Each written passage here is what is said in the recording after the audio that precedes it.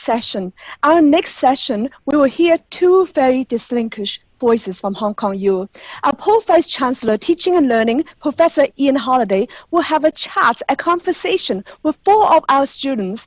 We have Mr. Brian Tang, who is a Faculty of Law LLB student, Miss Jin Lee from the Business School, BBA IBGM student, Miss Katherine Lee from the Faculty of Education, who is doing a PhD, and Mr. Jimmy Ju from the LKS Faculty of Medicine doing an MBBS students.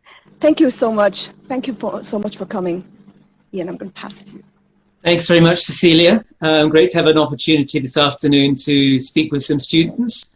The whole theme of this afternoon's International Virtual Forum is students as partners. And so we very much want to hear what students have to say about the experience we've all had. We've been online at Hong Kong U since late November last year. So it'll soon be 12 months since we moved into the online space. We're now bringing back some face-to-face learning, often in hybrid mode, so that some students are in the classroom, other students are online, and teachers are having to navigate this hybrid mode. But we very much want to hear from students what they think about the experience so far, so that we can share it with our partners around the world and also learn through the questions that they feed back to us about their own experience and the challenges that they face. So, as I said, it's a pleasure to be part of this forum, and it's a pleasure to be meeting with speaking with some of our students this afternoon. I wonder if any of our students would like to kick off with a question so that we can get started with this discussion about how it's been going on the two sides.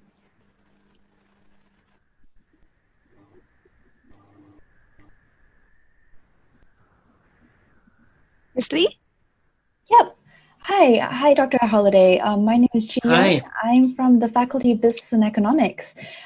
Just to start us off, my first question is just how professors are finding it overall nowadays. So on the student side, we find that the biggest challenges in changing to online teaching is to hold high quality discussions that we had face-to-face, for example, in tutorials, which are a fundamental and crucial part of our learning.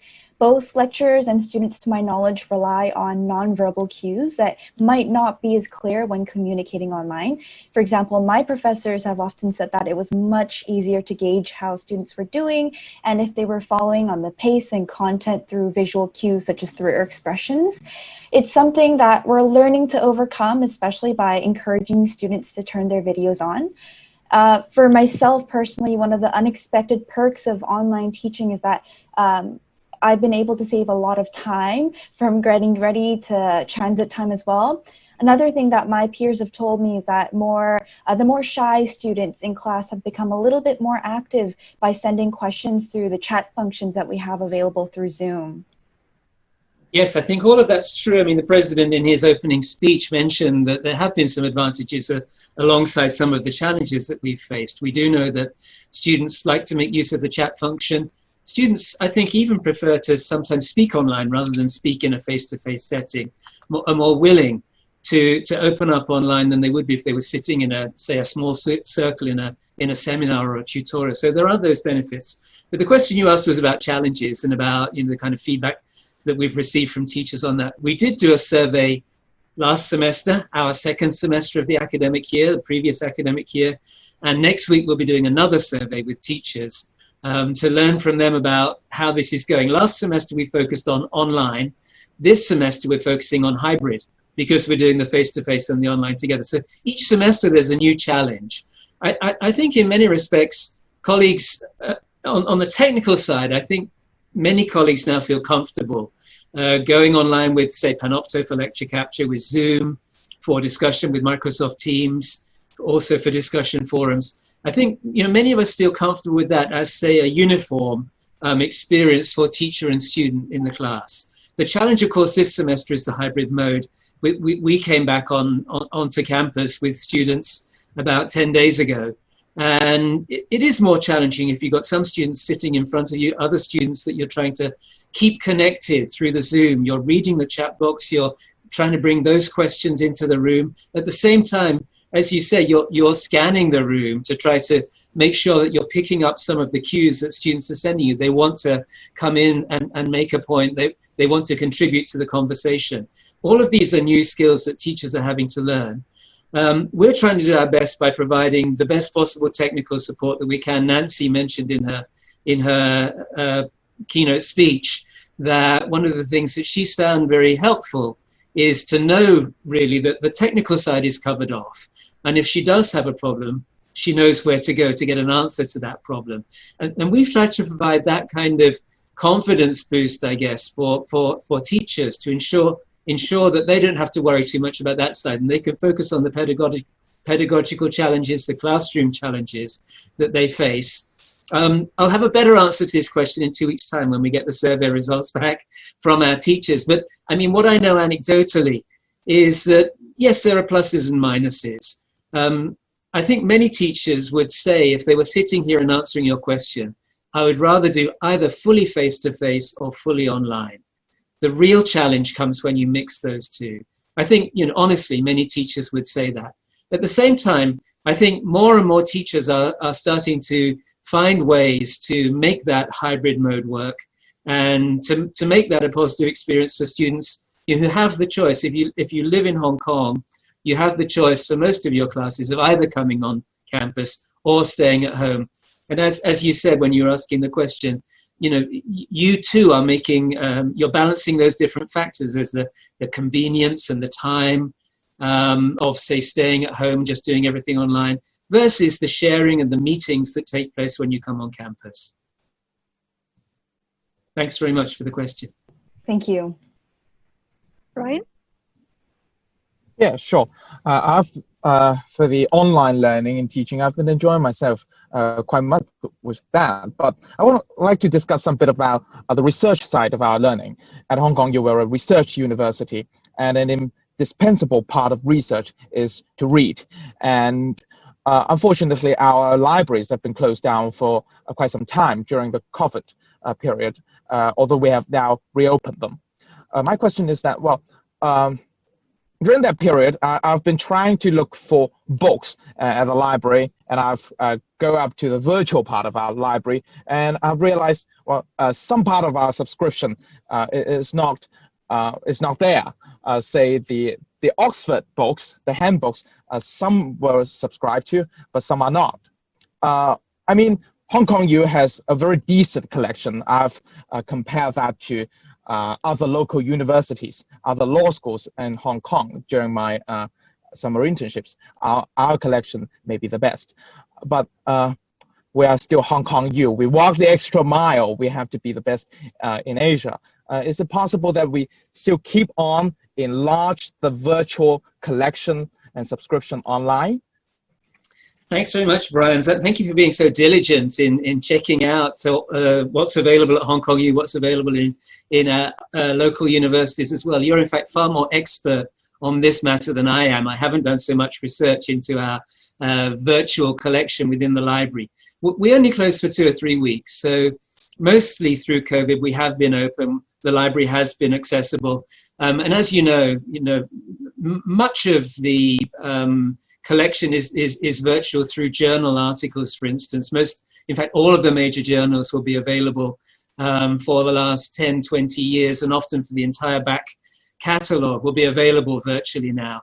And for many students, that is an absolutely critical resource. But you're quite right that it's also necessary sometimes to read more widely, and books often come into the picture, particularly if you're, say, in a non-STEM discipline such as the arts and humanities or the social sciences. Then it's books that major scholars write and that their reputations actually depend on. And so you want to access that. You want to really go where the best scholarship is.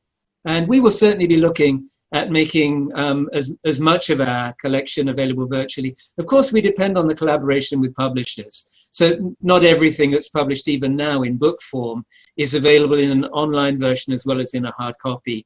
You might think that publishers should just go to the online version. I mean, why bother in this day and age with hard copy? But I can tell you as an author, it's very nice to get your hands on something physical. At the end of a 5-year research project, when you produce a book, you really like to see the thing and hold it in your hands. And publishers, of course, rely on that kind of tactile nature of much scholarship. I mean, I buy some books just because they are nice books. And so you can understand why publishers are still, holding firm to the hard copy version. But yes, we will be part of a conversation with our partners in the publishing world to ensure that there's as much virtual and online access as possible. Thanks for the question. Katherine? Hi, Professor Holliday. My experiences during these couple of months might have been a bit different from the other student panelists because I am a PhD student. So I finished my classes in my first year. So now I'm just, hunkering down on researching. So I haven't really had the opportunity to really, having to need to go to class online. That hasn't been the most of my experience. So what I want to ask is something that was brought up earlier in the opening remarks and as well, I think from Professor Law, is the idea of students being partners. And because I am in education, my PhD is in education, this is something that I've seen briefly, but it's not something I'm super familiar with.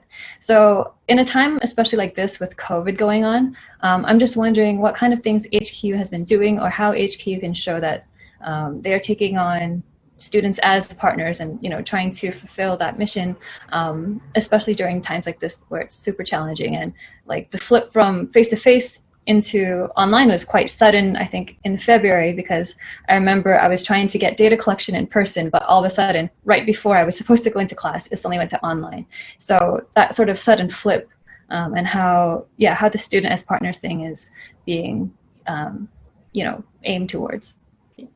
Yeah, thanks very much, Katherine. That's a fascinating research topic that you have for your doctoral dissertation. I would say that in this last 12 months, as I said, we went online in late November. We came back for a week of face-to-face in January. And then, as you mentioned, at the beginning of February, we were online again. And we have been, keeping an online presence ever since, even though we now do some face-to-face. I would say it's been difficult for us to partner with students in this last 12-month experience because when we went online in late November, we did it with about 2 or 3 days notice. It was extremely difficult, for us to reach out to partners in the kind of partnership approach that we've embraced as an institution.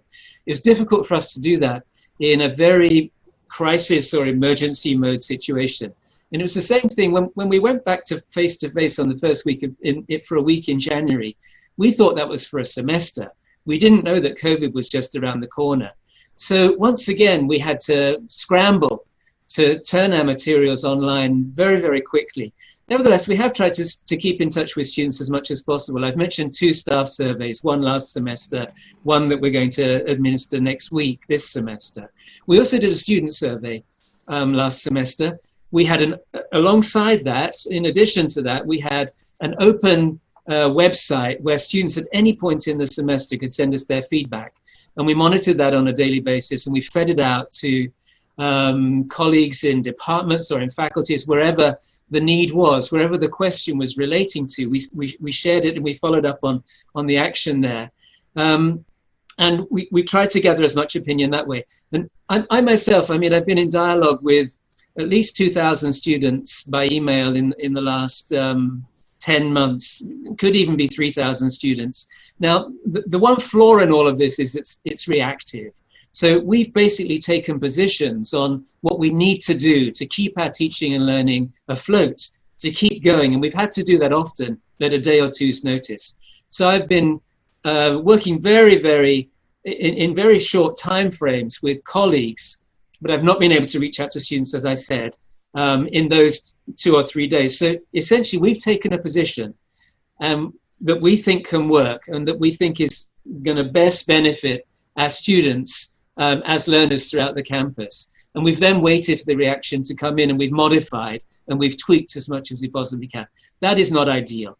That's not the way that we would want our students to be our partners. And how we do want to do that is obviously making them co-designers, co-creators. And what we're doing now is we're taking advantage of this moment when, as was mentioned by Brian, we are a research-intensive university. But for the last 12 months, we've been having a lot more conversations about teaching effectiveness, teaching innovation, all of that than you would normally expect in the life of Hong Kong U in a kind of any 12-month period. Everybody's been much more focused on teaching and learning than is usual. So we're taking advantage of that. And I'm spending this semester meeting with colleagues in all 10 faculties in town hall meetings to talk about a teaching and learning strategy, and at the same time meeting with students. So we'll be having open enrollment sessions for students. Students can come in. We're going to open, say, 4 sessions to begin with, each with an enrollment of 50, because that's a couple of screens for an online forum, and we wouldn't want it to be, too many students involved if we want them to participate. And if those 4 fill up and it's not enough, we'll open another forum, then we'll open another 4, so that any student who wants to dialogue with us about teaching and learning at Hong Kong U and building a strategy down to 2028, which is 2 more UGC triennia. We're funded by the University Grants Committee here, and their triennia run to 2025 and then to 2028. So we're looking, way down to the late 2020s. Any student who wants to talk to us about T&L strategy in that time frame will be able to do so. So that's how we really want our students to be partners. But as I say, it's been much more of a kind of emergency mode in the last few months.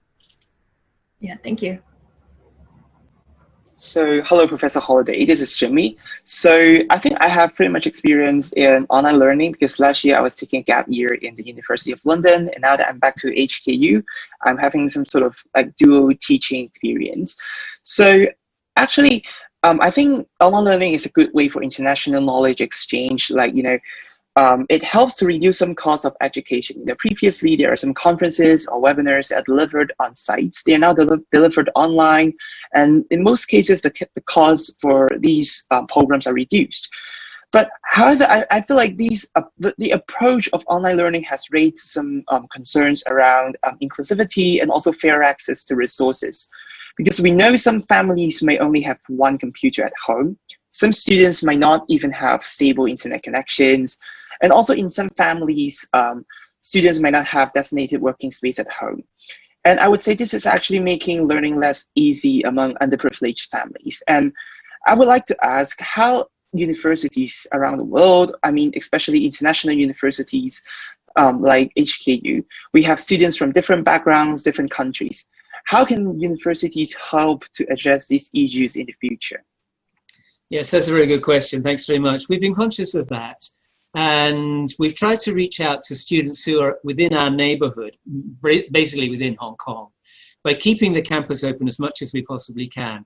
Our libraries, I was mentioning earlier to Brian, we've kept them open as much as we could. There was a spike in COVID in Hong Kong in the summer, and we had then to be very restrictive in terms of how we managed the campus. But apart from that, we've maintained open access to the libraries, also open access to all of our learning commons. And we've designated 35 classrooms on the Centennial campus that are open access for students unless they happen to be in use with a teacher delivering a class, delivering a lecture maybe. So that's hundreds and thousands of seats that are available to students. And we're on the MTR, we're very accessible in Hong Kong. We did a survey. Any current student at Hong Kong U will know that when you logged into the portal to do course enrollment for at the beginning of this academic year, we asked you a simple question. Are you in Hong Kong and likely to be able to come on campus if we offer face-to-face teaching, or are you out of Hong Kong and not able to do that? 88% of our undergraduate students are currently in Hong Kong. 89% of our taught postgraduate students are currently in Hong Kong. So we know that pretty much 9 out of 10 of our students can access our facilities if they want to. So that's what we've tried to do. Of course, we also recognize there's the final 10% who are not in Hong Kong, cannot come and use any of our facilities, will not be able to walk around the campus, find a seat in a learning commons or in a classroom where they can do their self-study. And that is an issue for us. It's an issue that at the moment we can only address on a case-by-case basis. But that 10% are distributed across the entire world. Some are in mainland China, some are in South Asia, some are in Africa, in Europe, in North America, in Latin America. It's impossible for us as a university here in Hong Kong, again in a crisis situation, to have a systematic plan whereby all of those students can connect as well with Hong Kong U. And so we invite those students to connect with us about any issues they may face. And as I said, we deal with them on a case-by-case basis. So I guess my answer to you, Jim, is a little bit like my answer to Katherine, that we haven't been quite as systematic as we would have liked to be in these 10 or 12 months.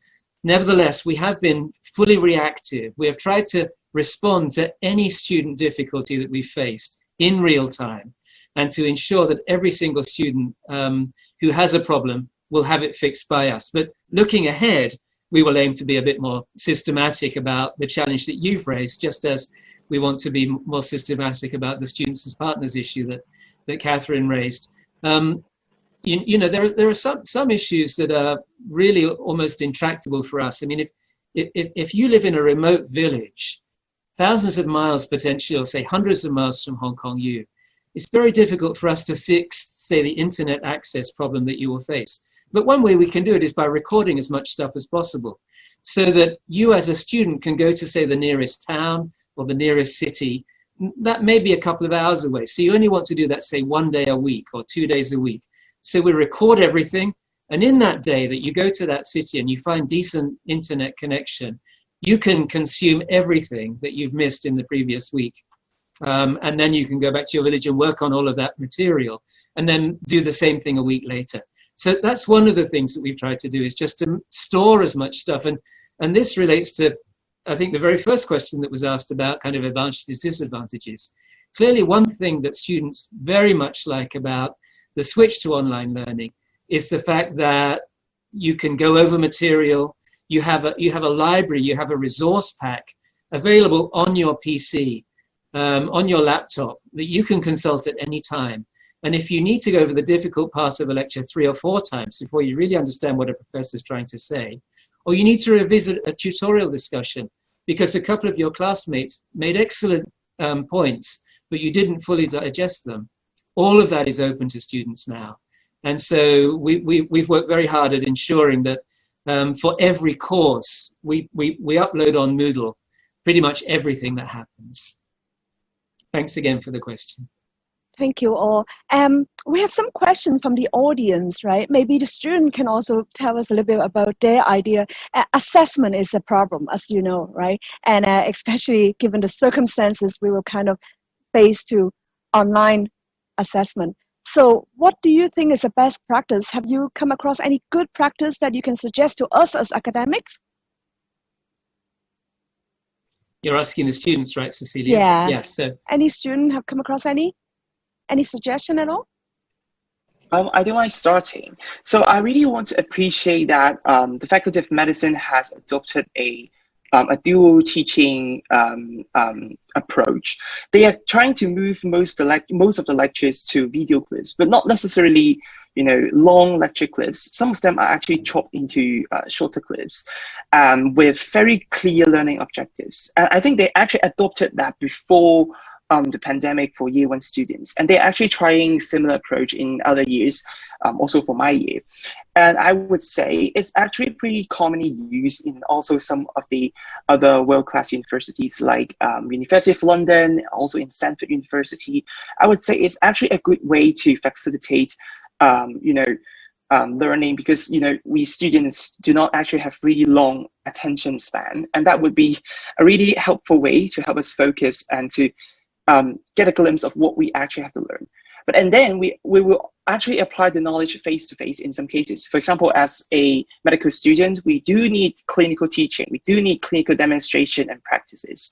And I would say, of course, there are some protocols that we have to follow in order to facilitate infection control. But I would say, with those clear learning objectives and the clear videos, and then it's actually easier for us to apply them in face-to-face demonstrations. And I think that also applies to other subjects. You know, I saw some questions in the discussion about business and economics. I think you will have intensive discussions, and I would say discussions is not always effective in online learning. But in case there is face-to-face discussions, students would actually find that a really precious chance to ask questions and to interact with other students. So that can, I would say, in turn, yield better results than simply keeping everything online or keeping everything face-to-face. Great point, absolutely great point. Very clear instruction, and also give us a chance to face-to-face. Well, the question maybe, Ian, you can give us a little bit more best practice because they're talking about academic integrity and honesty as well. As you know, that's always a problem when it comes to online. So one of the audience is wondering, is there any particular measures, policy, guideline that we are doing that can be, sent to and collaborate or share with others? Thanks, Cecilia. Yes, that was an issue for us in semester one because, again, we went online very late on in the semester. We were not fully prepared for online assessment, and yet that was what we ended up doing. We created our own platform, OLEX, which gave us a lot of control and a lot of security that we could reassure students that the platform was secure in terms of anything that was uploaded to it. It meant that they could take their exams anywhere in the world and download through OLEX for the question paper, upload through OLEX for the answer paper, and we would have all of that available and stored on Hong Kong U servers and very, very secure. Obviously the issue is proctoring.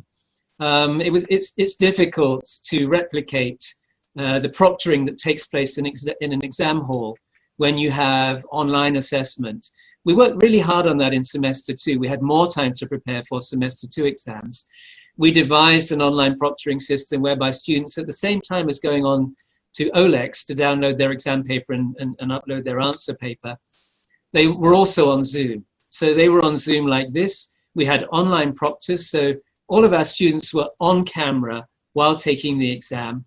We had online proctors who could drop in on any student at any time and observe what they were doing. We used things like the waiting room function in Zoom to ensure that students didn't just come into the exam without being vetted by us, so that we knew that there was no danger of anybody slipping into the exam who was not meant to be there. We could check student IDs. We could check that it really was the student who was taking the exam. And we could also explain our protocols to students and make it clear to them that these were protocols that had to be taken seriously, that we didn't just have an academic integrity statement that was meaningless. We actually had a real system here. That wasn't, again, perfect, but it was very close to being as good as in-hall proctored exam would be. And we had very little complaint from students in semester two on our online proctoring system. We're refining it still further for the exams that students will take at the end of this semester. I think we've got a pretty good system for online assessment now. Great, fantastic. Another question for the students, right? Out of 1 to 10, scale of 1 to 10, how much do you like online learning and teaching? Feel free to unmute. It's always nice to hear the voices. Personally speaking, I would say this also depends largely on the subject. So for my business classes, a lot of them require a lot, at least in the beginning of the course, we go through a lot of theories. In this case, it doesn't matter as much as if we had a lot of discussion or not. So online teaching can be extremely helpful. I know that my sister actually taking the law courses in HKU finds that, as Dr. Holliday has mentioned, being able to go through the lectures over and over and over again until you understand the concept has been extremely helpful. Mm-hmm. However, for my philosophy courses, for example, we do require a lot of intensive discussion on the kinds of theories and how we can, for example, play devil's advocate to each other. So in this case, online learning has been a little bit less enjoyable. But I think going on, thinking about how this is the digital age and how this might be the future for us, we're making a difficult but necessary step forward. Great. Anybody else? I think I would rate that at 7 or 8 in any even higher end of that. The reason is that it is really flexible, and I enjoy that sort of flexible very much. Although I'm a lawyer, I don't really like abiding by the rules. But by flexibility, I mean that we can save a lot of time on commute, which we have to take when we're doing physical attendance at school. But we don't have to do it now. So I can arrange my schedule. I can fully maximize the use of my time. I can actually go to the courts every day to attend to the trials I have to attend to, and still manage to study by arranging tutorials, lectures at time available and scrambling time that I don't have to waste any more on transport. So I really appreciate the online teaching. Very good. Anybody else? Yeah. So again, I said before that I don't really take classes right now, but in terms of everything being online, I think I would also rate it pretty high. For me, it's not about classes, but more about opportunities like this. As a postgrad student, I think it's about, going to conferences, having a dialogue with my peers and other students or even professors and researchers. So I think being able to access so many forms online is really great. So it's not exactly teaching and learning, but for me, it is one aspect of my learning. So I would say probably like 7 or 8 as well. Wow. Jimmy, you have any? So I think it's also 7 or 8 out of 10. But I think I would like to raise one concern here is that while we are delivering like video clips or lectures through, online learning, it still have some of the traditional the shadows of traditional way of teaching. Like we're using PowerPoints and then we have long lectures in some cases. I really hope to see that in the future there would be more softwares or newer equipment coming that can allow teachers to make lectures or video clips that are way more interactive than just traditional PowerPoints with words and graphics. So, but I would say at this moment, I would say the overall experience is really great, and I'm really looking forward to future developments. Fantastic, fantastic. Now, Professor Ian Holliday, we have a difficult question. This question has been going around the world. So now our students are used to this digital age, digital education learning. And of course, some companies, right, industry is actually changing to home office, as in permanently. So can you explain to us why we shouldn't continue this mode of learning and what is the value of on-campus experience? Yeah, thanks very much, Cecilia. That's an important question for us at Hong Kong U because we are not a distance provider. We've turned into one over the last few months, but that is not our identity. And so we must be able to answer that question long term. My feeling is that we've done a very good job in terms of delivering content over the last few months. We've really kept that going.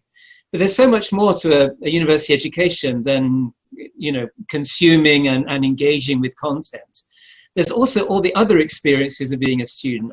Being on campus, sitting in Starbucks, sitting in Coffee Academics, having lunch in one of the student canteens, and just happening upon something. The sheer serendipity of being on a campus and meeting with other students who are maybe doing something very similar to you, but in fact you didn't know them before, or maybe doing something totally different. And it turns out that sparks an idea in yourself. It maybe opens up a new avenue of interest. You may end up registering for a minor or a second major because of a conversation you have with a student that it happened purely by chance, that you were not intending to go down this path.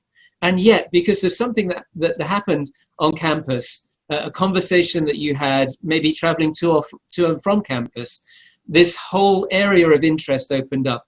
Now, it's far more difficult for that to happen when we're all online, because whilst we do come together in fora like this, we've got students with us who are from very different programs and very different levels of study. But it's rarer online, I think, for those chance meetings and conversations to take place. And so my feeling is that the real value of campus is filling out. The core journey is intact. All of that, we have managed to keep going. But filling it out with all of the other experiences that make up student life, that's why you come on campus. Thank you, Ian. Yes, I missed the virtual coffee only we have. And very good, very good. Any burning question? Any more burning questions? Yeah, actually, there's one thing I'd like to raise. Probably the last question. Yeah, thanks, Cecilia. Is that we've been talking a lot about challenges in the first part of this conversation that we've had. And then towards the end, we were talking more about maybe some of the more positive, brighter things. So one thing I'd like to raise to Professor Holliday and maybe also my other fellow panelists here is, especially, again, in a time like this where it's challenging and it's like a sudden switch from in-person to online, are there any opportunities that have suddenly opened up, or like the situation has suddenly forced you to think of new opportunities for online learning that maybe you have not considered before the whole thing happened? I'm happy to go first. Susan and I were just chatting yesterday actually about opportunities for offering, say, online taught masters programs with support from teaching staff who are not in Hong Kong, who Susan's from Australia, so she happened to mention, teachers in Australia could be recruited to help teach Hong Kong U programs that are offered with a local Australian component. My own research interest is in Myanmar, and I'm very interested in what we can do as an elite university in Asia to reach out to parts of Asia that are not as privileged and not as fortunate as we are, by sharing content that we have and supporting it locally with maybe tutors who are recruited in Myanmar, to give a face-to-face component to an education experience where the core is online. So we have so much online content now, we've recorded so much stuff. That is all available for use in other contexts around the world, and I'm hoping we can explore that in years ahead. Great, fantastic. Anybody else want to answer? We can probably have just to add on to Catherine's point about, and actually, Dr. Holliday, you talked about how we have so much resources now that are recorded, and we can think about their uses. And we've also talked previously about how students have been finding it very helpful to have these recorded lectures available to them for reuse. Do you think that we can make sure that in the future, even if we do return to face-to-face learning, we can continue to have some of these recorded functions on? As I know from my exchange semester and having talked to some of my peers in other institutions, they actually already had this function of having recorded lectures, recorded tutorials available for them. So just looking forward into the post-COVID kind of situation that I hope will be very soon, could we continue to have these resources available for our students? Yes, absolutely. I mean, we're now technologically, our platforms are much, much more sophisticated than they were even a year ago. But equally, our teachers are much more sophisticated than they were even a year ago when it comes to making use of those platforms. And they understand now the benefits. We could have had this kind of discussion in many respects a year back, but a lot of teachers who are tuning in today would not have tuned in. And those who did tune in may not fully have understood the opportunity and the potential that is now available because they hadn't experienced it firsthand. But of course now, teachers throughout Hong Kong, you have that experience, they do have the knowledge, and they're wanting to travel with us to explore the potential that is opening up ahead of us. That's fantastic. Thank you, Professor Holliday. Thank you, students. Thank you so much for your time.